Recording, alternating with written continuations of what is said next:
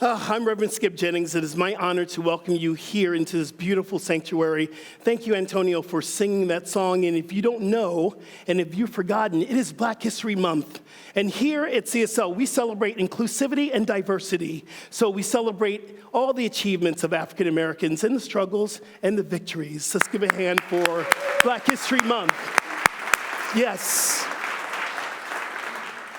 Here at CSL, we have 7 core values, and they are love, healing, oneness, abundance, spiritual growth, service, and diversity. Today, we're going to focus in on spiritual growth. When I first entered into my first New Thought community, which was Agape, I couldn't articulate what I was feeling. I was feeling lonely. I was feeling not good enough. I was feeling a lot of self-hatred for being Black and for being gay.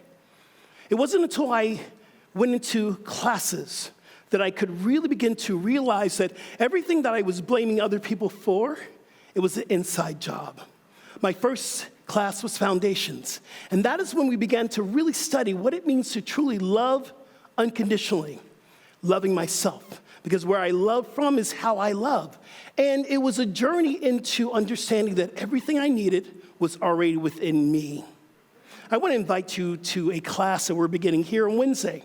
It is Foundations, the Foundations of Science of Mind. Myself and Dr. Ferd will be teaching this class, and I want to invite you on a journey of the soul. I want to let you know we're going to be studying prayer, meditation. We're going to study the journey of CSL and where it came from.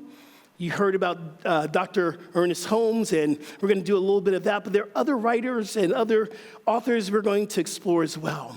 It starts this Wednesday, and it's going to be at 7 o'clock to 8:30.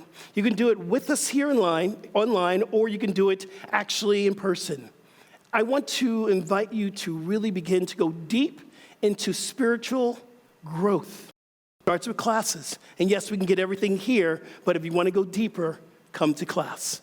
Today, our core value is spiritual growth. And so it is. Amen.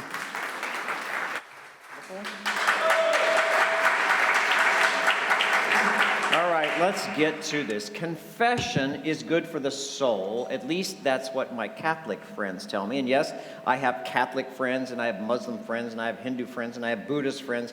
You know, there's something good in every faith, and there's something wonderful in everybody. And I kind of like the idea of confession, actually, because it frees the mind of guilt, and it opens the heart to forgiveness. And you don't really need a Catholic priest to do it, you know. You can just call a friend. Because no one has moral authority over you. Anyone that will listen in love without judgment or shaming you is a good candidate for hearing your confession. So here's my confession. I trust that you won't judge me because what I'm about to confess is something you've probably done in your own life. It was in the fall of 2010. It was the month of September, to be exact. I always remember that month. I was living in Kansas City, Missouri, and every fall, for the 26 years that I lived there, I would get horrible allergies. And they were so bad that sometimes when I would wake up in the morning, my eyes would be swollen shut with mucus that I couldn't even get them open. So, of course, when this occurred 1 year, 2 year, 3 years in, I went to an allergist, and the allergist says, you're basically allergic to everything that blooms or dies in the fall. So I was miserable in September. It was the worst month for me always. And, of course, they would always respond the same way. The doctors, they say, you know, give you nasal sprays. They would give me antihistamines. I was taking all the drugs and everything. And if it got really bad, my allergies, then they would put me on prednisone, which is a steroid, which they did that month in 2010 that I'm talking about.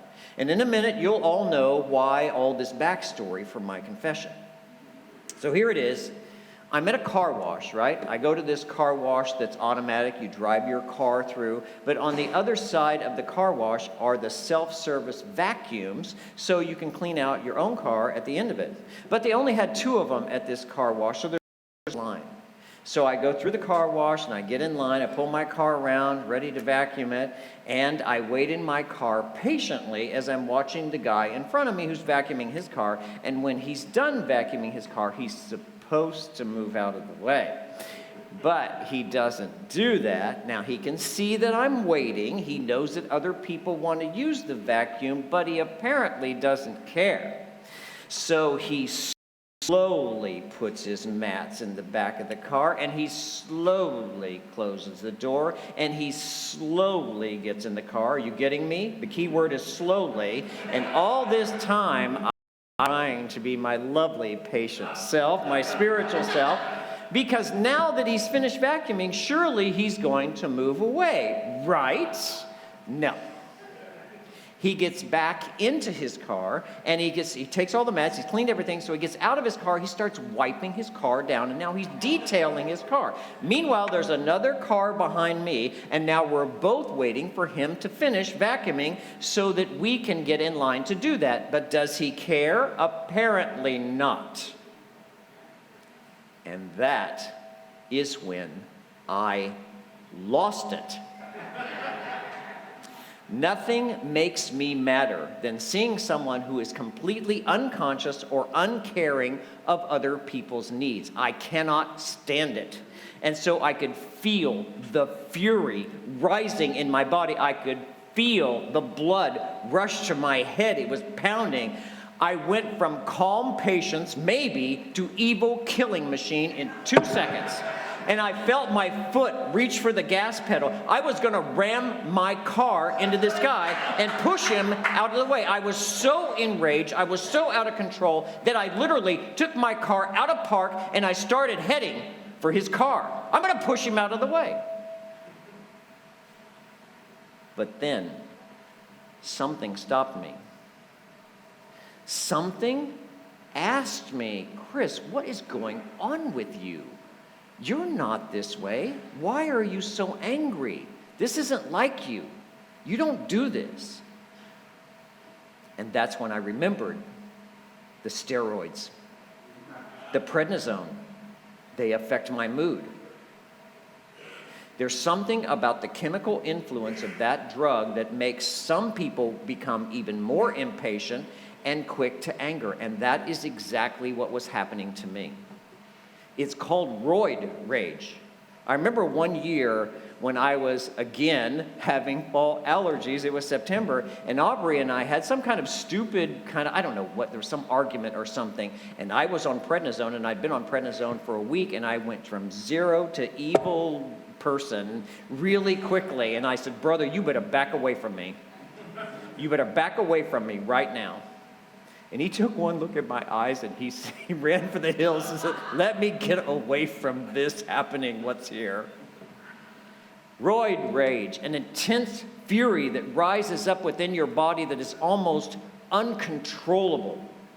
Anger, uncontrolled, is like a fire that will burn everything down and everyone in its path to the ground. It's powerful and it's destructive. Or it can be powerful and constructive. And that's what we're going to learn today. How to use anger in a way that actually makes things better in your life. We do have a book of the month. It's called Real Change. There it is. And in it, the author writes about this, but first she talks about how to understand what anger actually is. This is what she said. She said, anger is actually a signal emotion. It warns us of indignity and threats and insults and harm. When someone or something makes us angry, our bodies and minds are effectively having an emotional immune response. You know, I never thought of it that way, but it kind of makes sense. When you get that anger is a signal emotion, that it's a signal that something is wrong, it's an emotional immune response, just like your body's immune system will respond to a virus or a bacteria you want to attack, right? Just like I did to the guy in front of me at the car wash. I was in full attack mode. So here's the thing.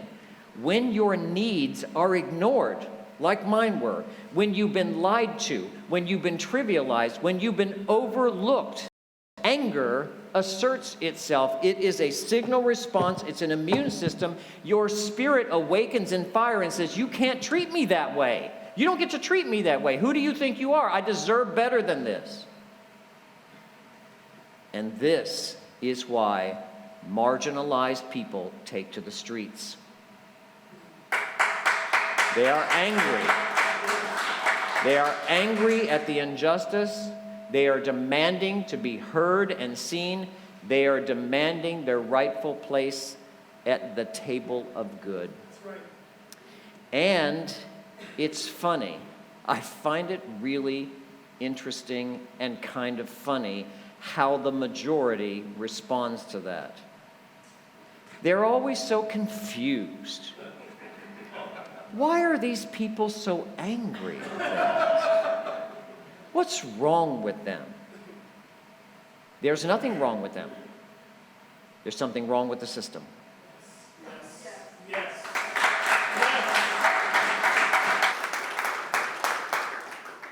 Moral outrage is what the civil rights leader Cesar Chavez called it. It is the productive and constructive use of anger. You can use anger to get people to listen to you. You can use it to demand your rights to be seen and to be heard. You can use it to change the world. It is the core of the Black Lives Matter movement. It is the foundation of civil rights and the purpose for civil disobedience, moral outrage.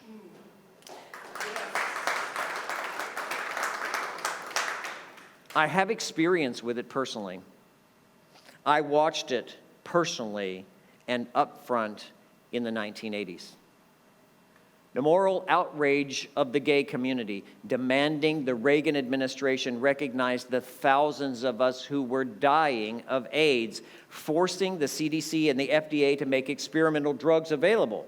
And when the anger and the outrage spilled into the streets, it became obvious that silence really did equal death.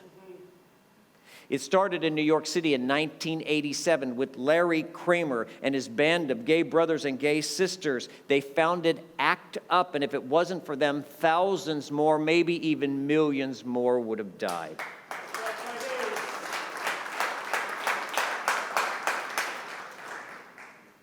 So as you can see, there is a good use of anger.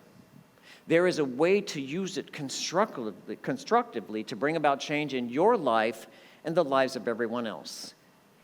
If you can focus it, if you can control it, it has the power to make changes and to heal people's lives, not destroy. But the key word is if. If you can control that fire. Heather Younes is a Boston lawyer whose legal practice focuses mostly on immigration cases where immigrant children have been taken from their parents and been incarcerated. She has a lot to say about moral outrage, and this is what she said about her own anger. She said, "My anger scared me. I didn't know how to harness it. Anger's like holding a hose that's running on full blast. If you're able to hold on to it, you're doing great. But the second you loosen your grip, it just goes all over the place." This is what we seek to avoid because it feels that way sometimes, like it's out of control, like the anger can just take over, and before you know it, you burned everything down and everything is out of control. Look, the truth is, there are a lot of reasons in our world and things to be angry about. But the question you have to ask yourself is, do I want to be angry? Do I want to be the person who's angry and upset all of the time?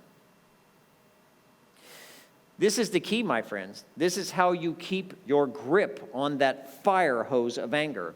It is through the practice of mindfulness. That's what stopped me from ramming my car into that guy at the car wash. Mindfulness. Something in me awakened. Something in me stopped me and said, "What are you really angry about? What is the source of your anger? Why are you acting in this way?" And this is the practice that I'm promoting for you today.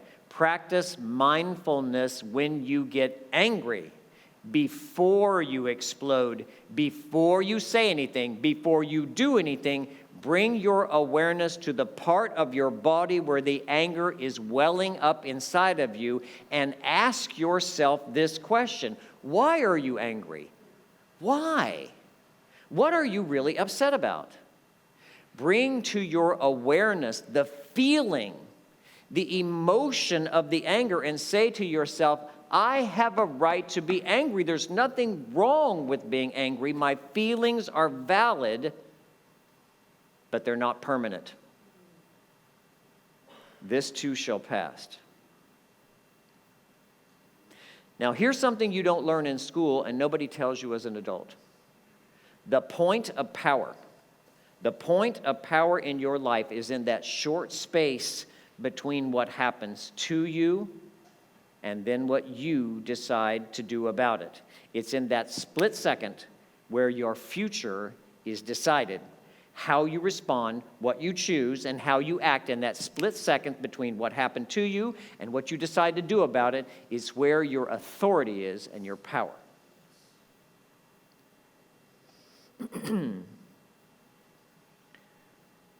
Probably 20 years ago,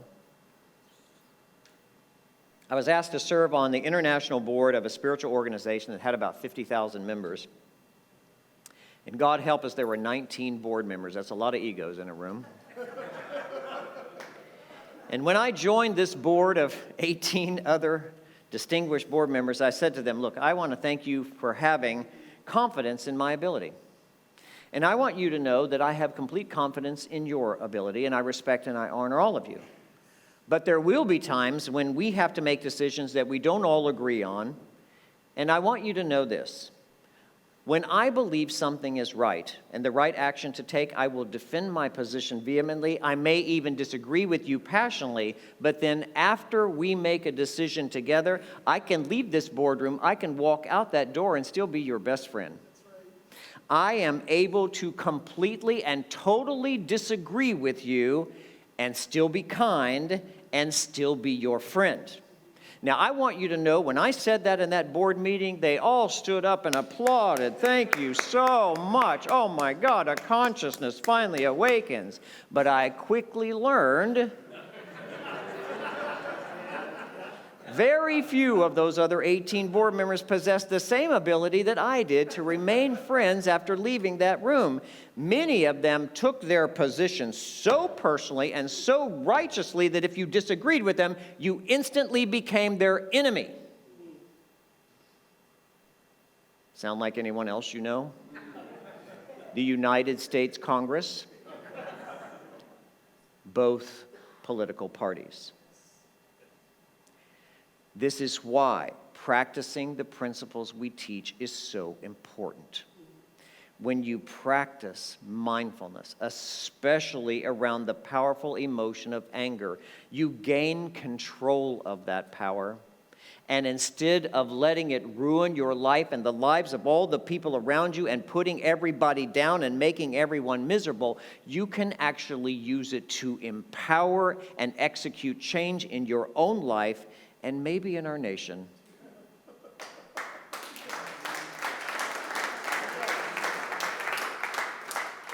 So, what did you learn today? What's the takeaway? The next time you find yourself angry, stop.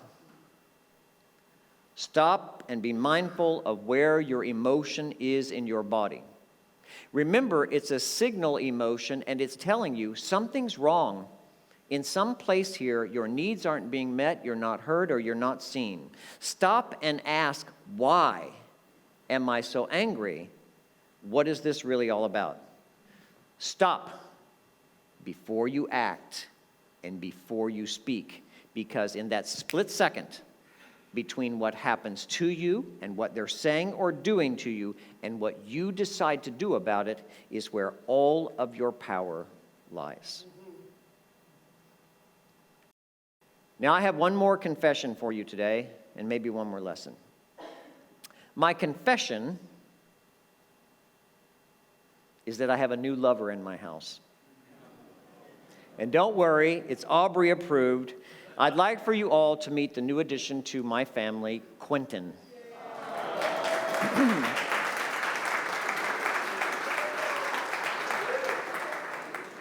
Oh, how could it be cuter than me?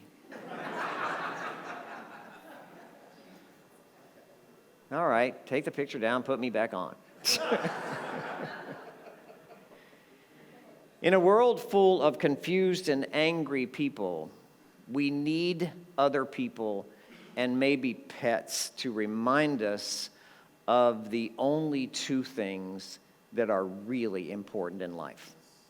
There's only two of them: love and joy. That's it. So the next time you find yourself vehemently defending your position, the next time you find your anger rising up within your head and it's about to blow, ask yourself this simple question: in 100 years, will what I'm going through right now or this situation matter at all? And more than likely, your answer is no. And then I want you to stop talking about and stop listening to and stop looking at all of the things in this world and in this life that make you so damn mad. Stop consuming anger and find someone to love. Or maybe a puppy. So ends the lesson.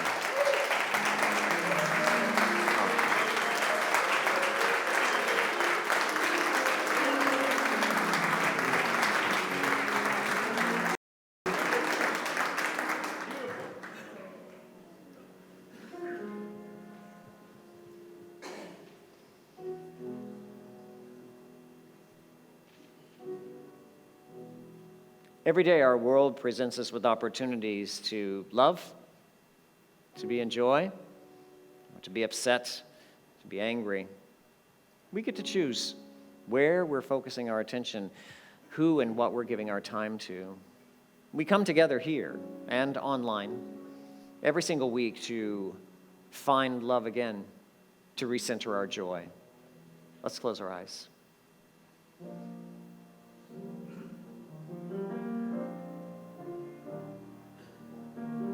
I breathe out, I breathe in, I am still, I go within. When I quiet my mind, in the stillness I find. Spirit meets me there. Spirit meets me there.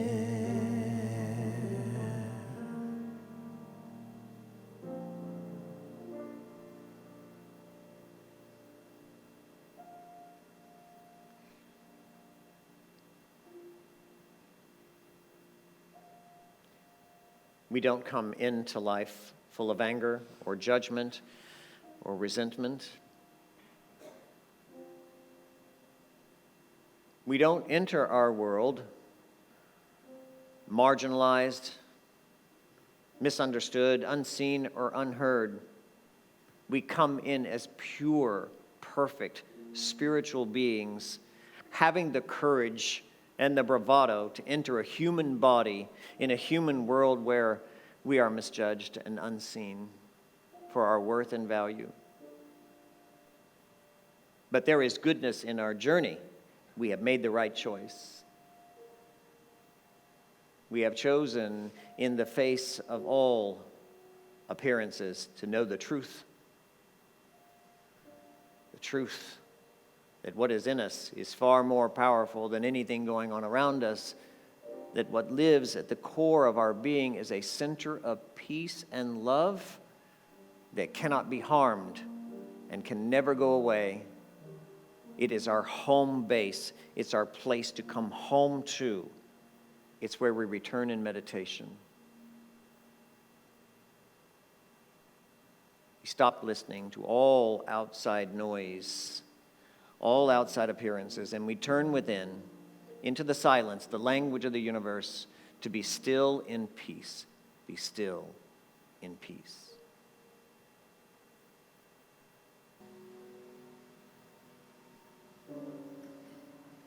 Anger is not a negative emotion. It is a signal emotion. It is an alert going off that says something is not right here. Something needs to be corrected. Use its power as your own authority to make a change. Stay still in your peaceful center.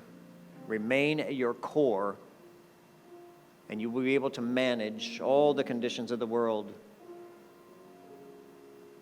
Always stay home, the center of your heart, the clarity of your mind, where God resides, where the good resides, where infinite makes its presence known. And so it is.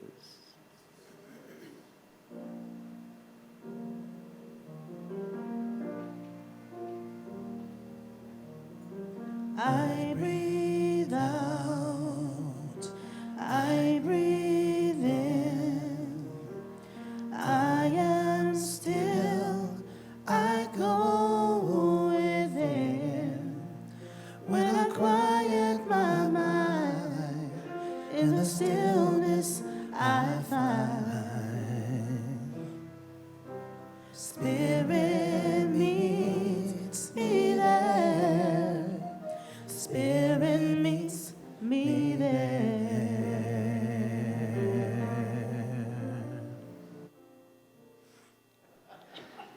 We close our service as we always do with an affirmation and a prayer. And if yours is like mine, and I know it is, would you say it aloud with me, please?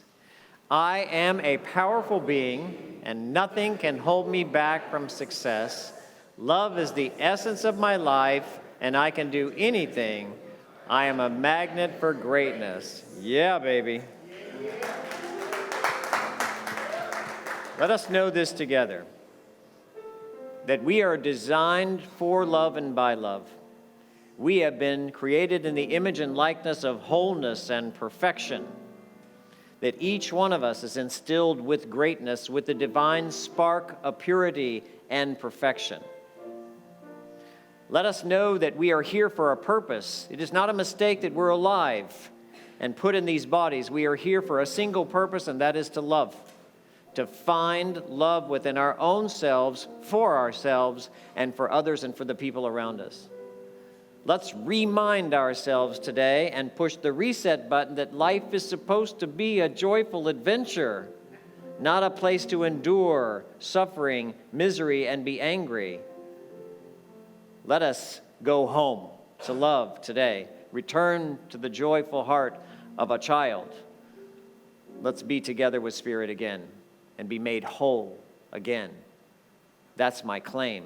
That's my truth. It's done, and so it is. Thank you for watching, and thanks for supporting CSL. If you'd like to know more about us, check us out on our website or social media. Blessings.